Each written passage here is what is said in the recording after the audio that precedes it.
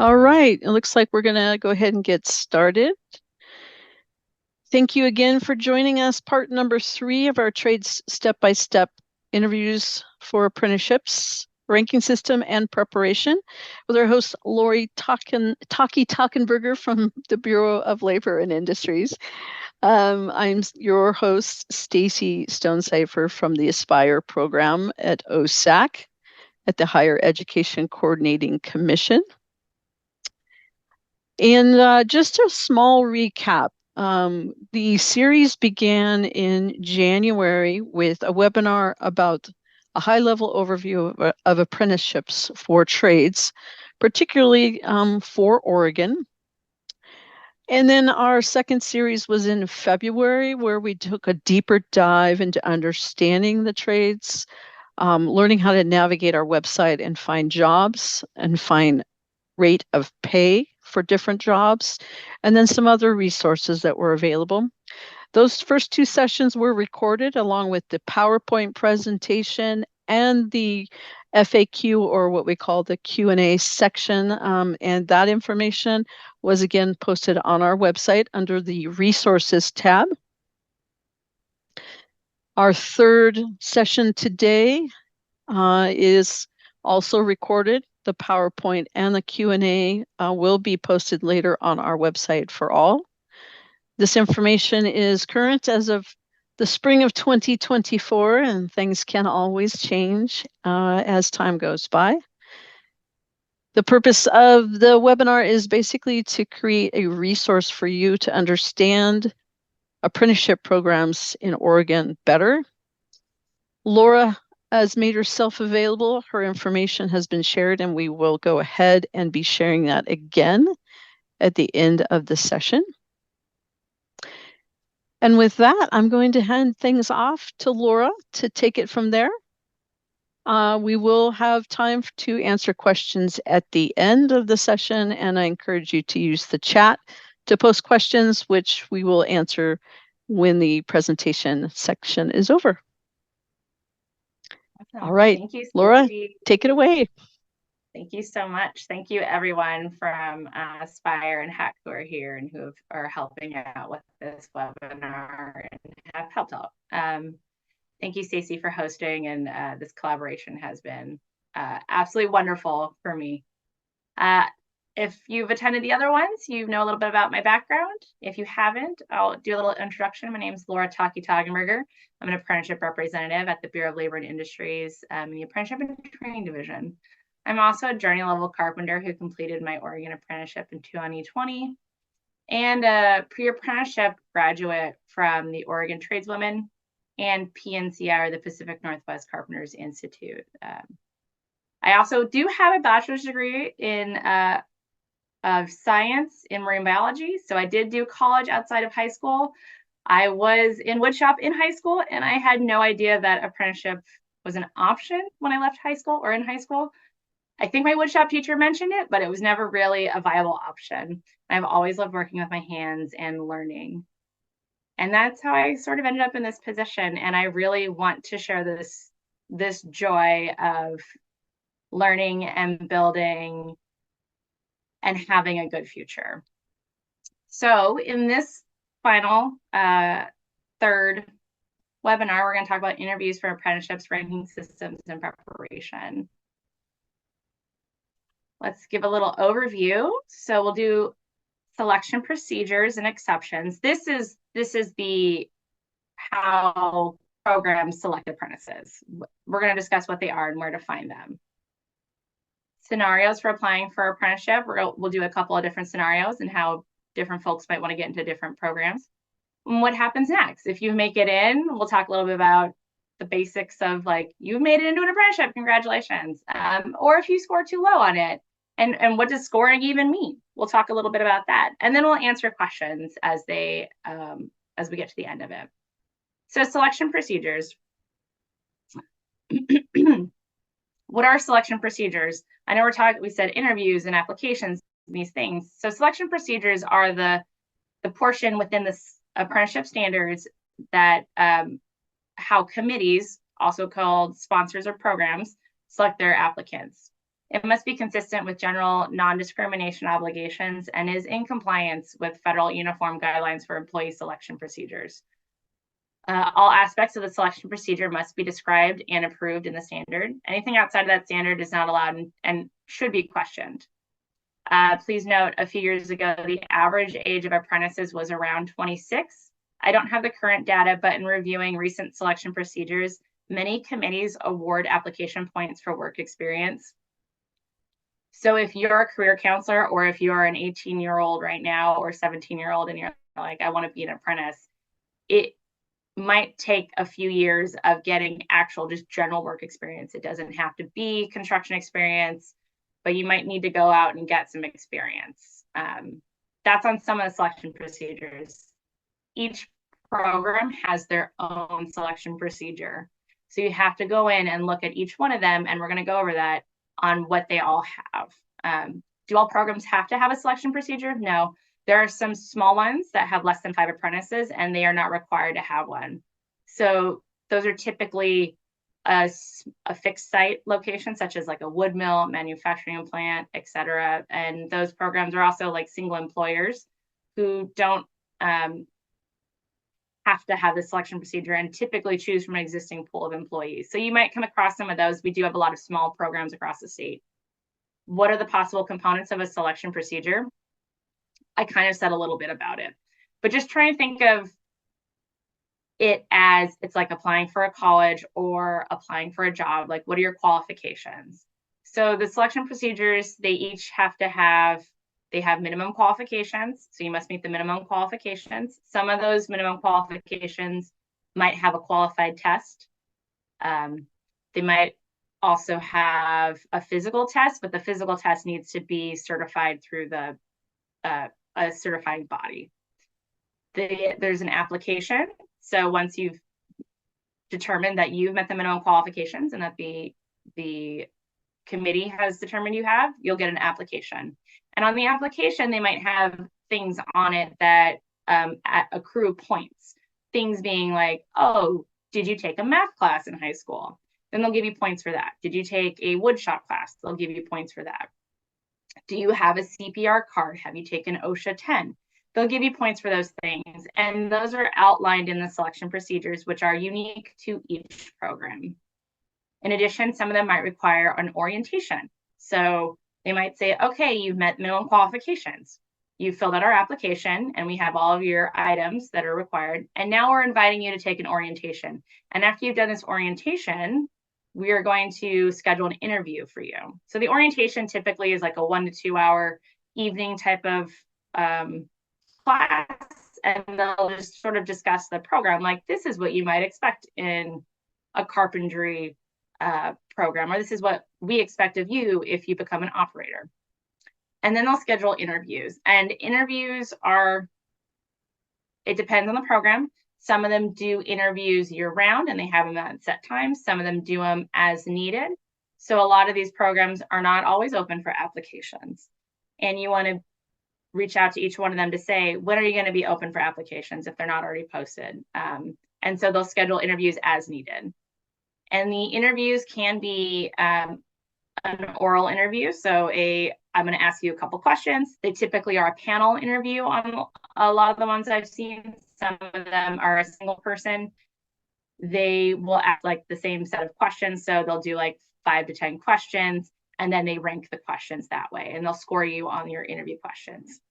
I did mention some do a hands-on component, and some of them are, as long as it is a certified, registered hands-on interview type, like I don't want to say working interview, but it's like a physical, just sort of hands-on to give those people who might not have the written applications.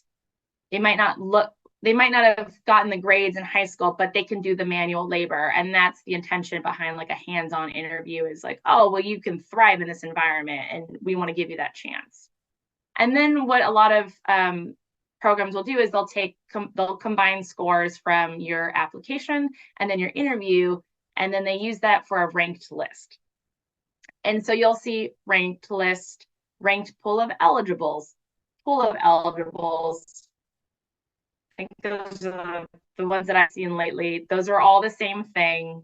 And it's taking your score and placing you in a pool of other people who have been scored as well. And from the top of that score in descending order, they will take the first person off of that list and register them into the apprenticeship.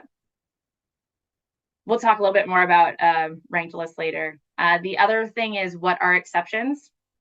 And exceptions are direct entry options that is allowed under certain circumstances. Oregon has about 14 approved direct entry options, and those are within the standards of each program as well. And you'll have to look at the standard to see which is available for that program. So selection procedures, we talked a bit about minimum qualifications. Once someone has begun the application process, they're referred to as an applicant. So you'll see that verbiage a lot, like you are an applicant, applicants, etc. So as an applicant, meeting minimum qualifications can be proof of age, such as a valid driver's license, ID, passport, proof of high school degree, modified diploma or GED, proof of a math requirement, such as transcripts. Math placement test score is another option you'll see in a lot of these. The application packet, which might show the point system. Not all programs utilize a point system. Some are first come, first serve, in that you can come in, meet the minimum qualifications, submit the minimum application things, and they put you just on the list. You're just on their list, and they just pull directly off the top of that list. Again, you will have to go through the standards and figure out who has that. So the application packets might require a resume, a portfolio of previous projects, proof of past employment.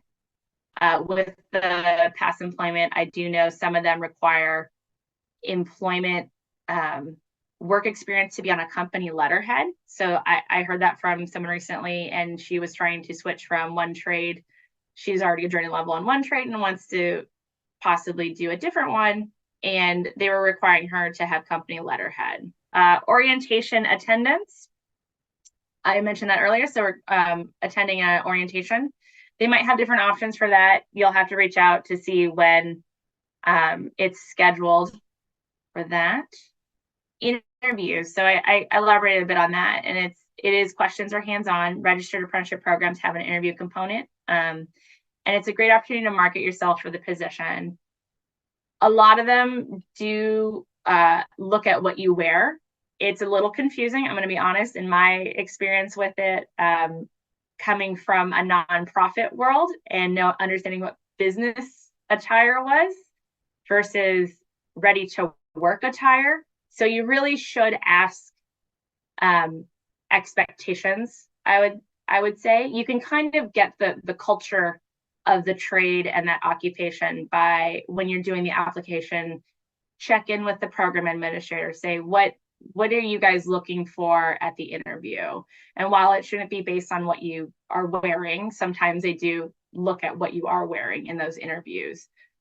So showing up in business attire might feel appropriate. They do want to see someone who's like wearing a high-vis sweatshirt or high-vis shirt with work pants and work boots, clean and ready to go, and very eager to be performing that work.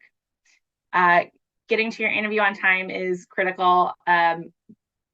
Finding parking can be an issue. Just finding where the interview is at. In my experience for the carpenters one, it was not clearly labeled, trying to find what room to get to, where it was at, what time it was at. It was a bit of a cluster. So getting there early or asking the questions beforehand, like, okay, I just want to be very clear, like, it's going to be in this room at this time, and what do you expect from me? Asking questions ahead of the time really will help you with the interviews. So again, for the combined scores or the ranked list, once an application is in, the committee will rank the applicant based on what is outlined in the selection procedure.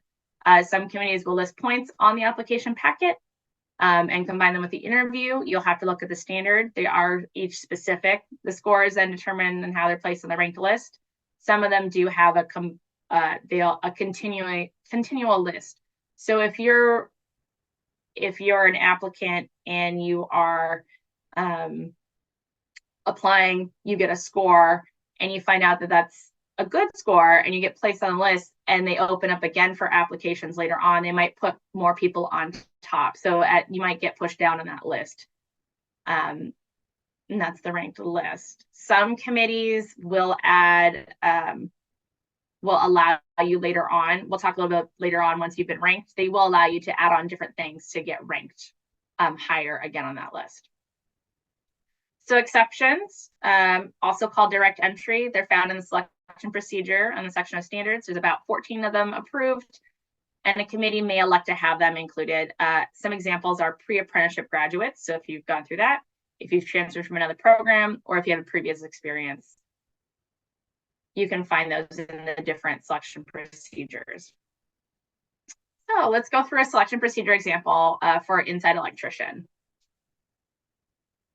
This one is for the NECA IBEW electrical JTC for their inside electrician, so their general electrician apprenticeship. And you'll see here it says the committee shall select apprentices from a pool of eligible applicants according to the following procedure. They list here when their applications are open. They also have conditional applications, and they give a list of different conditional options. Typically, like a high school student wouldn't qualify for any of these options. They might later on, if you are a high school student, you go into the military and you are end up retiring or leaving the military, you can qualify for a conditional application that way.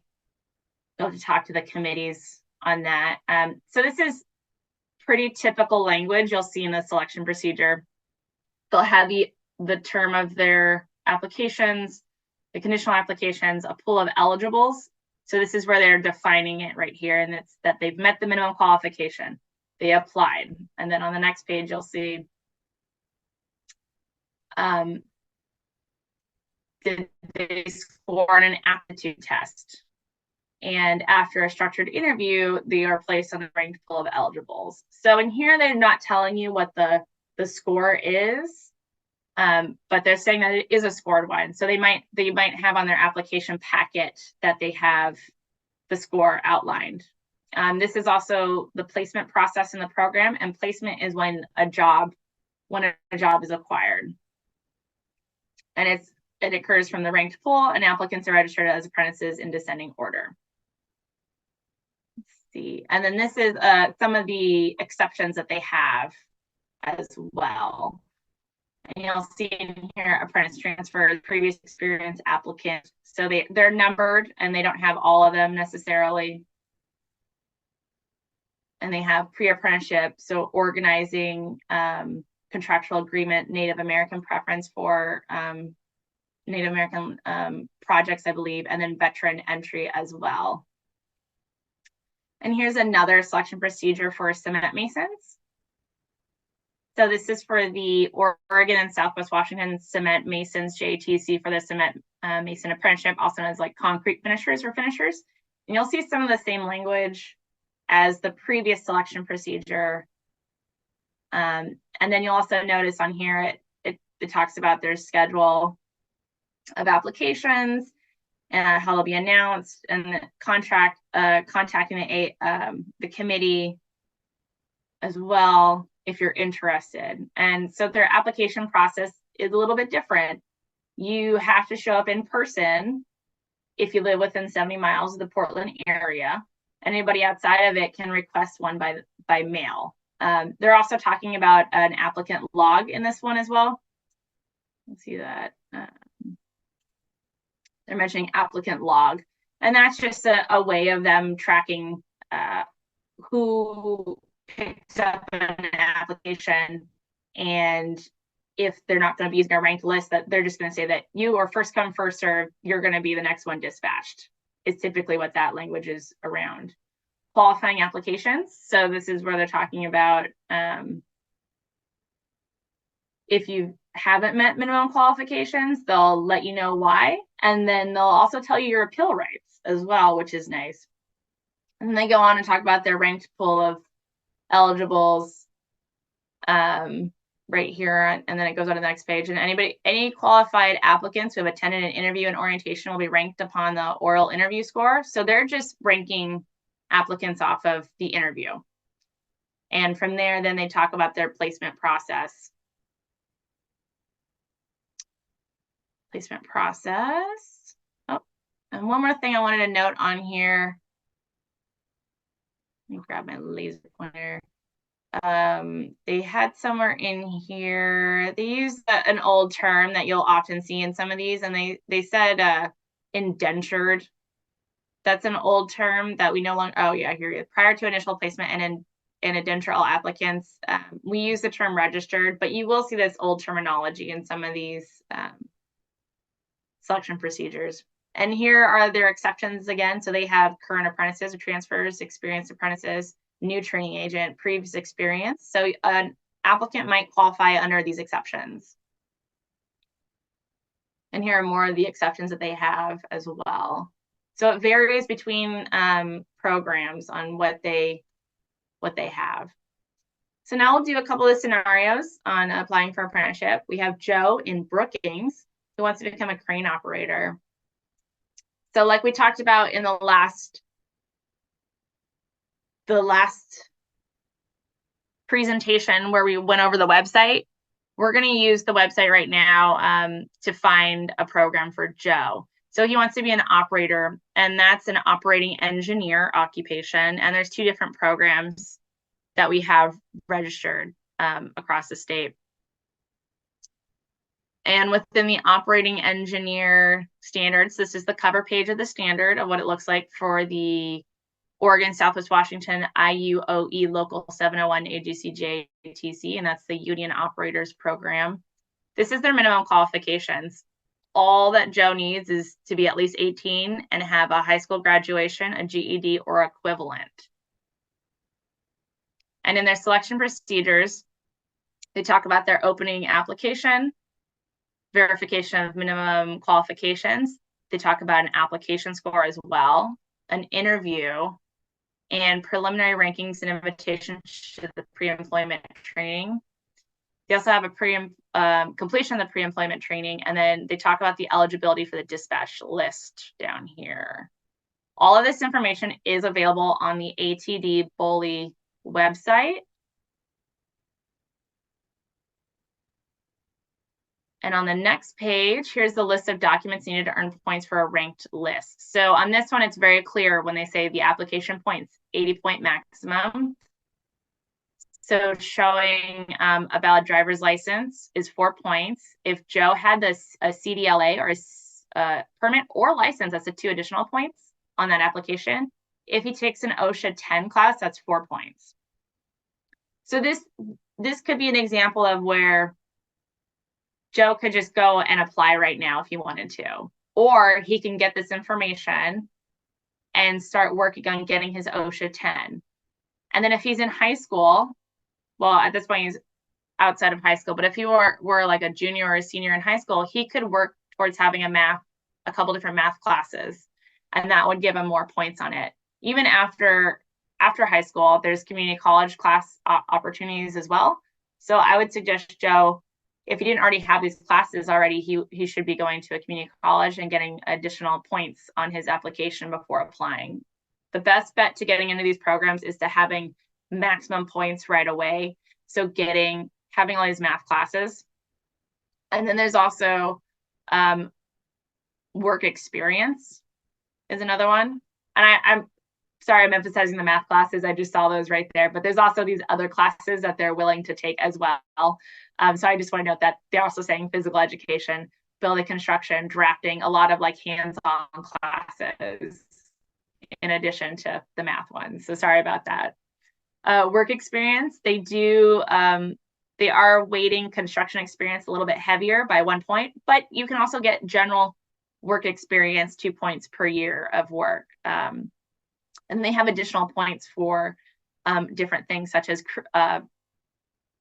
completing a pre-apprenticeship program or being a member of AmeriCorps, Peace Corps, or military. And then they say up here, interview score 60%, application score 40% will be added to determine the applicant's combined score. Based on this combined score, individuals will be ranked and placed in the preliminary ranked list. And they talked about it prior to that, how they go from their, let me just go backwards, their preliminary ranking, and then pre-employment training, and then completion of that, and how you get on the dispatch. So moving on to scenario 2, we have Sam in North Portland, who's 18 and wants to become a carpenter. So searching and using our website, we have this Pacific Northwest Carpenters JTC. We're going to look at the minimum qualifications, and you just have to be 18 for this one.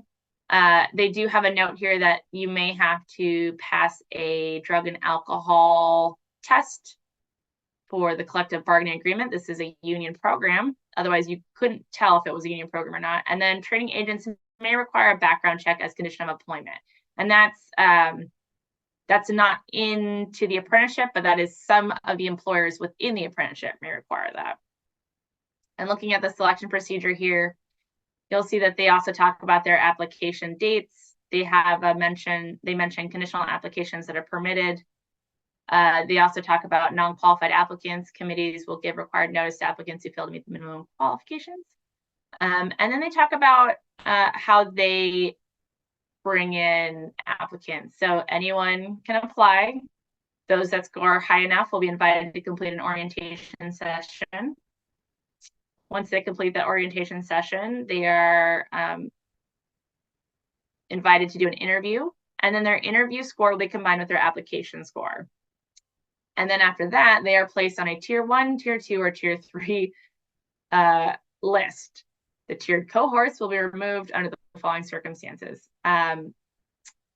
This selection procedure is actually being rewritten at this time because it was a little obscure in how they were doing this. They're supposed to list the application score right here, and they don't have it listed on here. So when they give out the applications, they have it on there, but they don't show it in their standards. So they are actually changing the standard to show the score breakdown so that it's clear and concise to everyone who wants to apply.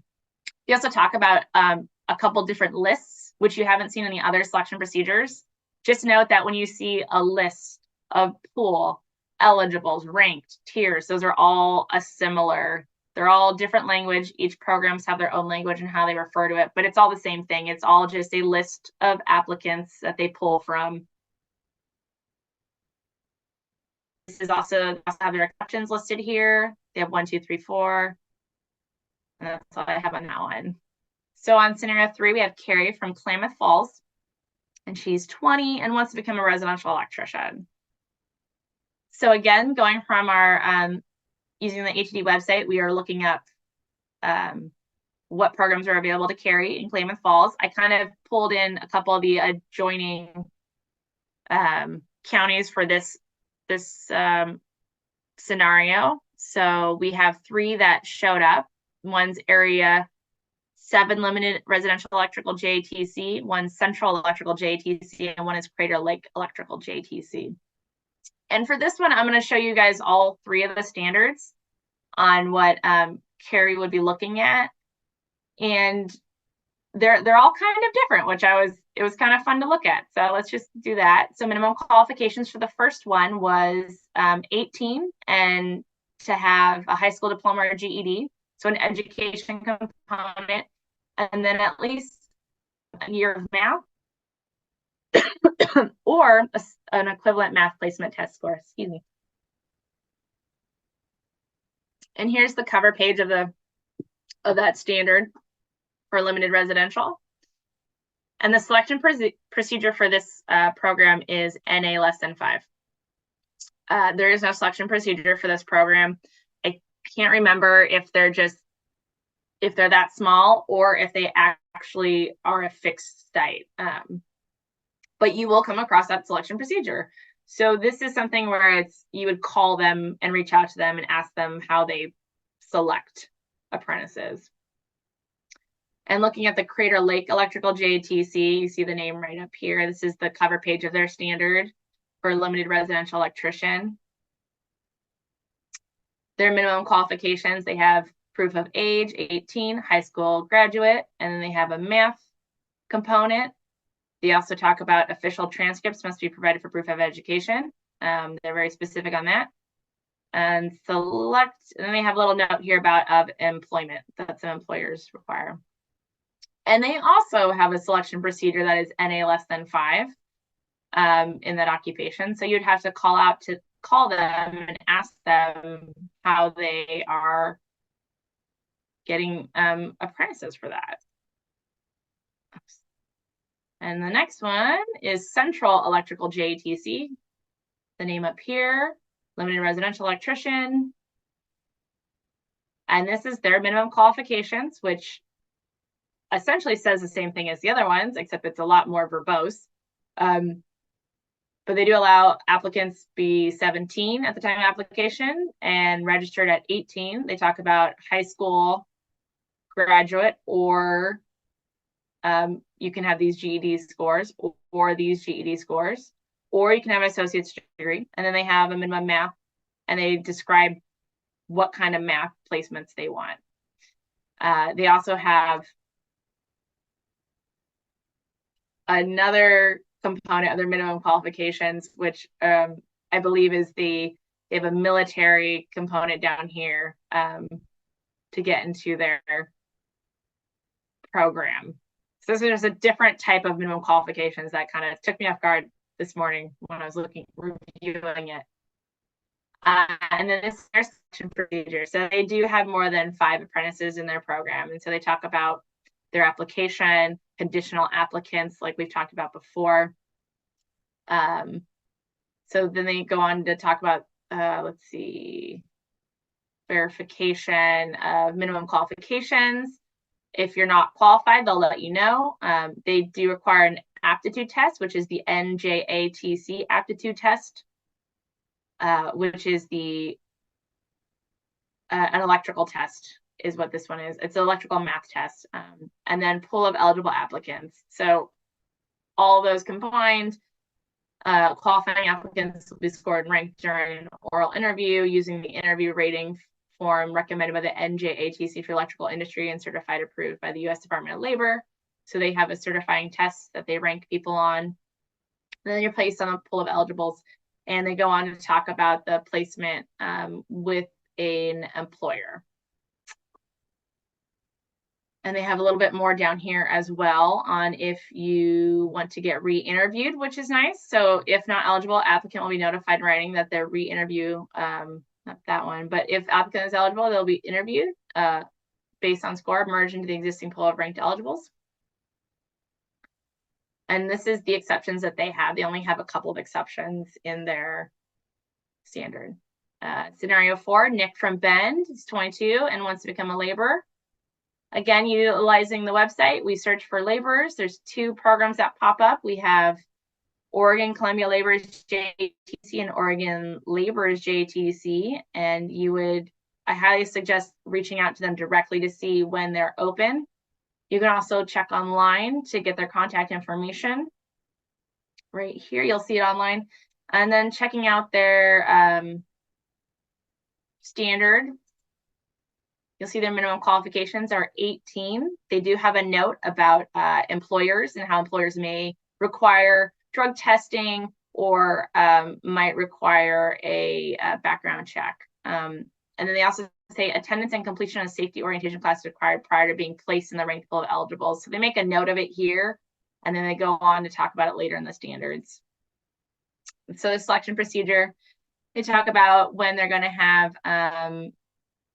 opening announcements.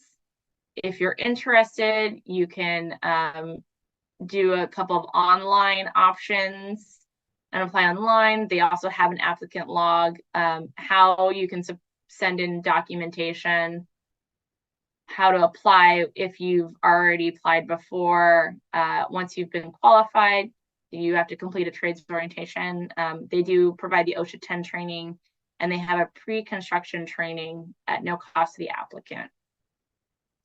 They do say there's an exception to that pre-construction training, and then they'll put you on the ranked pool list as well. So ready for employment list. This one also talks about geographic zones. So this, some programs only operate in certain counties. This one operates all over the state. So they're gonna probably have a couple different options for where you work. And then they also have their point system for their application, which is great down here. So they talk about, again, so if you're already have this information and you're ready to go, or if you're looking at it and you're like, I want to do this, what can I do to get maximum points? This is where you would go to find those maximum points possible to get really ready for that application. And this is the exceptions that they have listed in their standards. And those are a lot we talked about with there, so I'm kind of trying to get through so we can do some any Q&A. So what happens next? If you've made it in, congratulations, you did it. Get ready for a lot more paperwork, hard work, and lots of learning. And remember, you are an apprentice learning skills and an employee at the same time. So get prepared to do the paperwork. Just like a lot of stuff I've just been saying, it's a lot of like, here's the standard. This is what we expect of you. This is what you should expect of us. Review their policies and procedures in the apprenticeship. In addition to the apprenticeship, you might be joining a union. So expect to sign additional paperwork, such as like dues payments, outlines of benefits around like healthcare and pension, where to attend a local meeting, or who your representative is. You're going to talk about placement with employers or training agents is what we call them. It may occur quickly, it may occur slowly, depending on who you end up with. You'll need to really talk to that committee or program administrator to figure out how they place you and how long it will take. Some places it might take 6 months. Some places it might take 2 weeks. Someone might call you one day and expect you to be on a job in a couple days. Really talk to that committee and see what their expectations are for that. While you're working and learning, you'll be scheduled for classroom hours as well. So some schedule it in the evenings, some schedule it for a week long, some do 2 weeks every 6 months. You need to check with the program, ask them beforehand, ideally, or after you've been accepted, what to expect and when classes are. And there's also many resources out there. The program administrators may know where to find resources, but there's resources for once you become an apprentice. There are resources that can cover purchasing tools if you need to get tools, covering transportation, childcare costs if you have any of those things. There are resources out there. And remember, this is something I don't think apprentices remember, is that you're an apprentice learning skills and you're also an employee. As an applicant, your committee is required to make sure you get a job. And once you're with that employer, you are also an employee and you have rights as an employee. So in addition to being an apprentice, you have rights that you're supposed to be learning on the job and you should be supervised on the job. But you're also an employee, so don't forget that. There are also different rules and regulations that protect you as an employee in addition to that. And there's so much more once you've made it in too. You're gonna have so much fun. And then what if you score too low? Talk to the program and ask them for your options to reapply. Some of those selection standards I sort of coasted through, talk about reapplication, or if you didn't qualify, they'll let you know and what your appeal rates are. You're allowed to appeal them and you're allowed to ask for reapplications. Some of them after you've been ranked will allow you to add more points to it. You need to talk to them and see what they allow. You can take like CPR class, you can take first aid. One of them had an OSHA 10 option. Getting some experience, that's another option. Many of these program selection procedures do have previous experience points. A lot of them do take construction ones, but they are looking at general work experience as well. And many of them also take volunteer experience too. Another great option I think many people overlook is pre-apprenticeship programs. There's a lot more of them around the state. They're growing, and applicants from pre-apprenticeships are high quality and are seen to finish apprenticeships. So check the HD website for a current list of state recognized programs. And then also many of them have agreements with apprenticeship programs for direct entry. So a part of your apprenticeship program is unpaid. You're not an employee at that point. You're not you're not working for anybody. You're just in an education program, and they can be 6 to 12 weeks in length, but they offer various benefits in that they get you. Some of them offer many different trade options. So like Oregon Tradeswomen, they will let you try out different trades. They'll take you different training centers, and you can figure out which one you want to do if you don't like a different one. Another option is applying to another program. You can apply to as many programs as you want in the first place. So if your heart is set on one and you don't get in, it's a little heartbreaking, because then you have to put everything on pause. But if you apply to the operators, if you apply to laborers and electricians, you're probably going to get into one of the three of them. So recognizing that you can do that, and even if you're even if you get into one and you don't like it and you apply to another one, you can transfer. You are not stuck in that apprenticeship. You can always transfer to another one. And I think that's all the slides I have. So I think we're ready for questions. So what questions do you have for Laura? Go ahead and you can put those in the chat, or you can unmute yourself. Is there any questions at all for Laura about this interview process, scoring process? Stacy, I'm going to jump in and also let you know that we can't put our cameras on because they're blocked, or at least Okay, I can turn those on for you. That's fine. But I just wanted to ask if, Laura, if you could say a little bit more. Maybe you did, and I kind of missed it as I was multitasking. But there was a comment about there are around 14 direct entry programs. And if you could say a little bit, I apologize if you're saying it again, how the direct entry program process works. Sure. It's they're called exceptions. They're also known as, we call them exceptions in the state of Oregon. The USDOL calls them direct entry, but they are a form of direct entry. The exceptions, there's 14 approved ones in the state of Oregon. I'm saying there's approximately 14 approved because I think we have them numbered at the state level so that we can track the usage of them.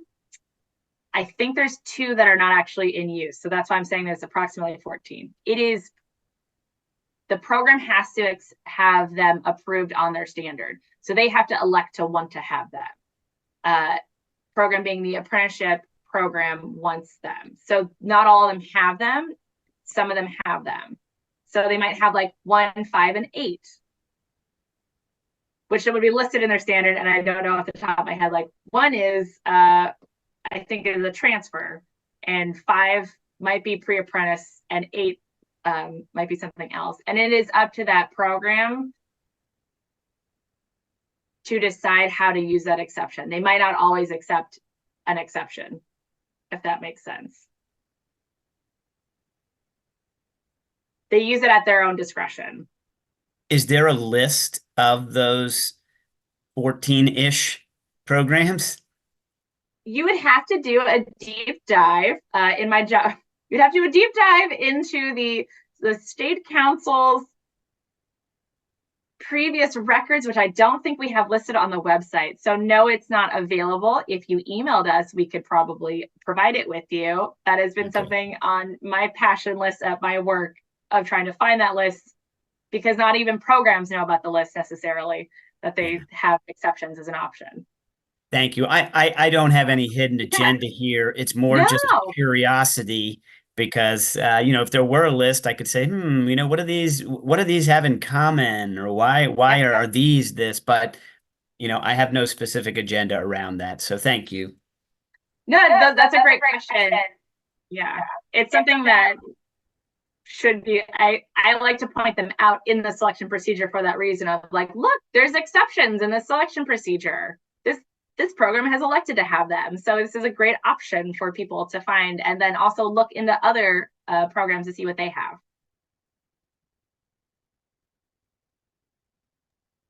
Great. Are there any other questions? I have a quick question. Yeah, Rob, go ahead. So I work at Eagle Point High School, so working with high school students and their interest. Have a couple pre-apprentice programs in our area, which is great resource and opportunity for these students. But one of the questions I had, and I'd heard it before in terms of the ranking list and it just varying from whether it be program to program or trade to trade with the opportunity to reapply or work back up the list, because you had spoke to when I learned of this last year, like if there's another pool that opens up but I don't get selected in that other pool, there's 5 more that get ranked above me. If I was 10, now all of a sudden I'm 15. Is there a way to find out like a list of those, maybe what Darren mentioned, a different list, but like from program to program or trade to trade, how that works? It just seems, the reason I'm asking that is, for a high school student to set out on that venture and go to do the interview. I mean, there's things we're doing to try to help them prep and such, but it might be worth it to that student to wait a year, right? Or even 2 years out of high school to build that work history experience, et cetera, to be the most qualified applicant they have. And I've had that conversation a little bit with some students, but it would sure help if there was, I guess, just a list or more parameters to know. Because I think you mentioned some allow you to reapply and go through the process again so you can get a higher score, but others don't. And once you're on the list, you're on the list. Yeah, it's I hear everything you're saying, and it is it's program to program, unfortunately. And I was sharing this with Stacey earlier, where it really is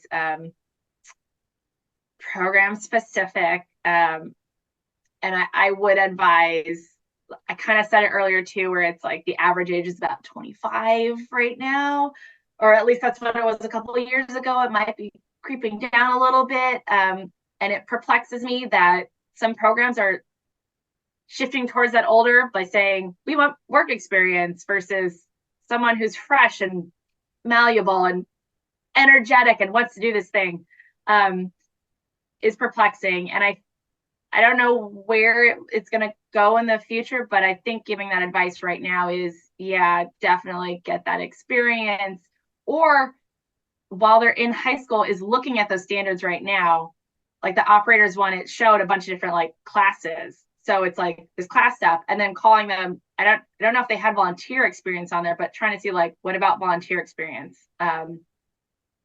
Volunteer experience is one of the options for the younger people. There's also the like you said, pre-apprenticeships, and I think those are the best bet that a lot of younger high school kids can have. And then also recognizing you can do one apprenticeship and you can do another one. So if you apply for a lot of them and you get into one and you complete it and you're like, I don't want to do this anymore. Like, I don't want to be a finisher right now. I don't want to continue being a laborer or something where it's like a shorter term apprenticeship, and then you can move on to another one. You don't have to do one. It's also, you can do one and then move on to do something else too. That's kind of like the great thing. Yeah, it's hard. The list. Yeah.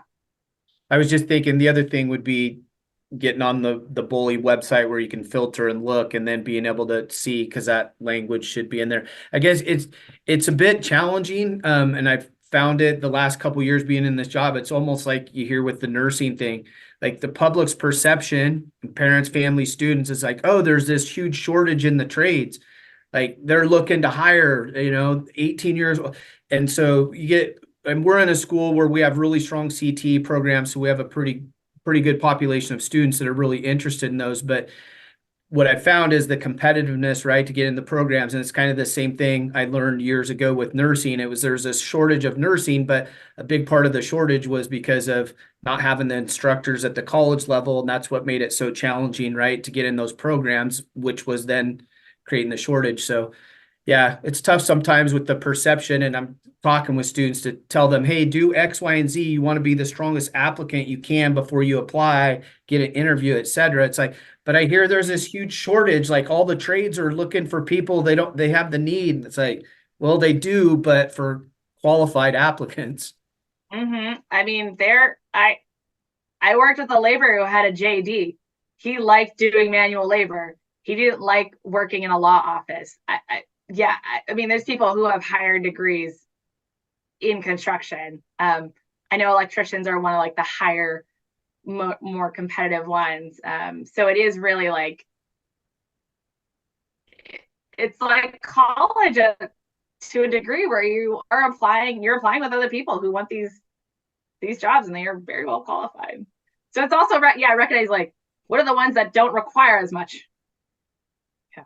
Thank you for that. That's great questions. Great. Yeah, the ranked list is it's hard. It can't be hard. But there are ways around it, I suppose, or ways to do different things too. So Rochelle, you had a question. Yeah, I think you just answered the question that I had. I was just, as you were going through the presentation, all of the exceptions, in almost every exception that you noted, it was a transfer from one apprenticeship to another. And so I guess in my mind, I was thinking, well, maybe we should be guiding high school students to apply for the apprenticeships that don't require as much, that don't have the really high ranks, with the end goal of transferring to another apprenticeship once they get experience and put their time in. And so I think that was a conversation that was just happening, but it just seems like that's something that if we as college and career coordinators know about, we can talk to our students about, looking at that option where the highly competitive, apprenticeships might take years to get into. mm-hmm. I think there's like you're saying, that is definitely a viable option. And then also just in general, like laborers are like an all around, they're not a specific craft. They're just like the all around like construction trade that tends to have more openings for folks to get into and sort of like dip their toes into construction to see if they even like that type of work. I definitely recommend, like you're saying, Rochelle, sort of like try these other, there's so many occupations. If you look on the Bully ATD site, you'll see all these different listed trades, and there's so many different opportunities, and people don't really even know what they like until they try it. I don't want to like give like finishers a bad rap or anything. My partner's a finisher, like cement finisher. That work is so hard and actually like very satisfying. And I like to tell people, I'm like, if you like to work out every day, if you like getting the best ab workout of your life,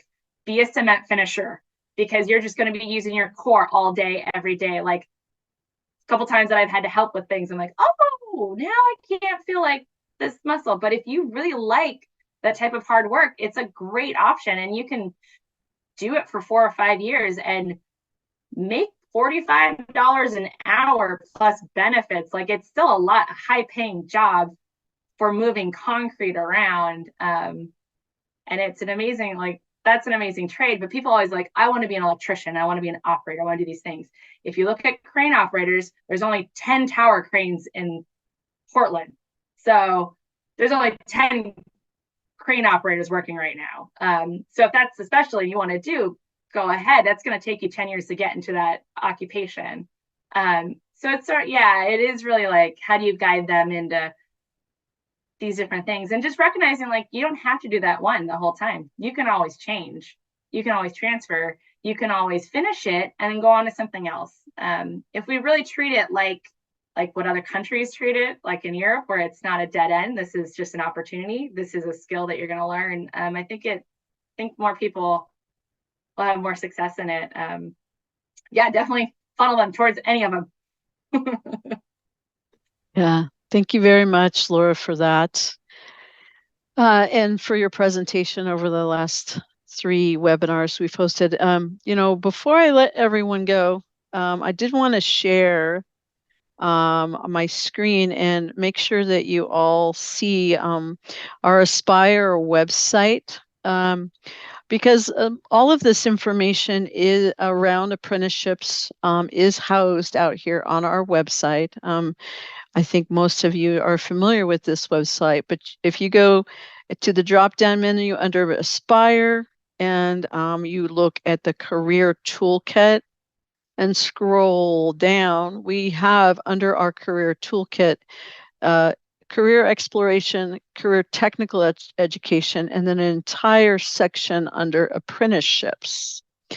And if you click here under apprenticeships and scroll on down, you're going to see much of the information that Laura presented to us over this three-part series. And I encourage you to be comfortable expanding and looking at these resources as we add them and include much of the information that Laura did share with us. So again, that was under the Aspire tab. Drop down to Career Toolkit and scroll down to Apprenticeships.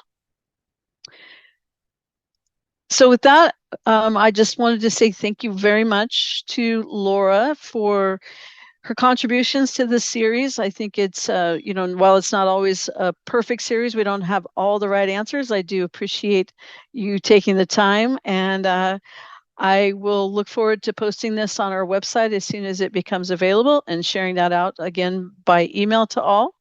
I do appreciate all of your participation, and I wish you well the rest of the month. Thank you very much.